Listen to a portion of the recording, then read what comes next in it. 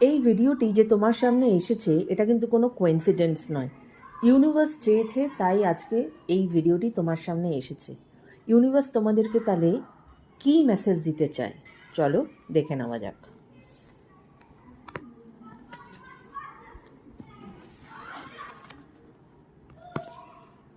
Universe তোমাদেরকে বলছে যে তোমরা should go to self love journey, নিজেদেরকে ভালোবাসতে শেখো।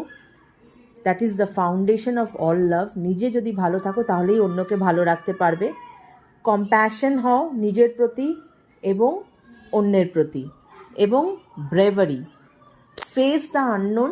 লাইফে আমাদের প্রত্যেকেরই আপস অ্যান্ড ডাউনস আছে এবং আমরা কেউই জানি না আমাদের সামনে কি আছে না আছে। So we need to face the bravery.